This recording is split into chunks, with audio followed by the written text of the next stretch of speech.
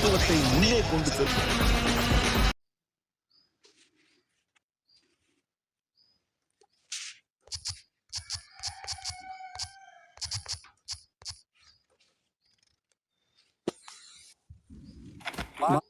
மாண்புமிகு எதிர்க்கட்சி தலைவர் அவர்கள், மாண்புமிகு பேரவைத் தலைவர் அவர்களே, எதற்காக மாண்புமிகு முதலமைச்சர் அவர்கள் எனது கட்சியை சேர்ந்த சட்டமன்ற உறுப்பினரின் பழைய பெயரை தெரிந்து கொள்ள இவ்வளவு ஆர்வமாக இருக்கிறார்?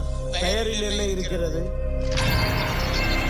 மாண்புமிகு முதலமைச்சர் அவர்கள், மாண்புமிகு பேரவைத் தலைவர் அவர்களே, பெயர்கள் என்பது வெறும் வார்த்தைகள் அல்ல, மனித தொடர்புகளின் அடிப்படை பக்கம். ஒரு நபரின் பெயர், அவரின் மூதாதையர் யார், அவர்கள் வரலாறு என்ன, அவர்களின் கலை, கலாச்சாரம், பண்பாடு என்ன என்பதை பறைசாற்றும்.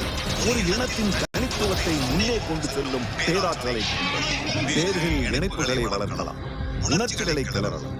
பெயர்கள் நாம் யார், எங்கிருந்து வருகிறோம் என்பதற்கான சமிக்கைகள்.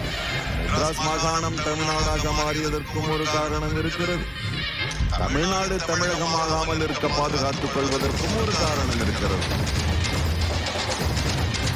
ஆர்கே நகர் சட்டமன்ற உறுப்பினர்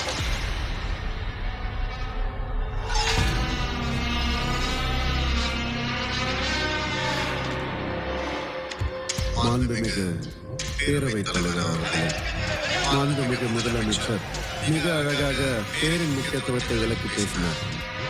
அவருடைய தமிழ் புலமைக்கு நான் என்றும் தாசனே. அவர் என்னுடைய பழைய பெயரை தெரிந்து கொள்வதில் ஆர்வம் காட்டுவது எனக்கு மிக்க மகிழ்ச்சி.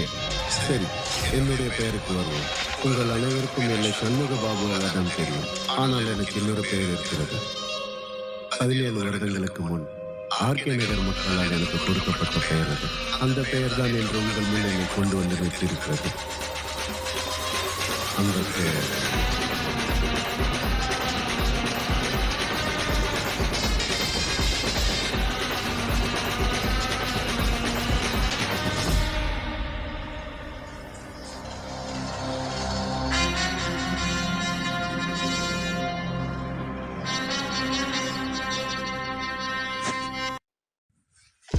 Get a personal loan from MoneyView.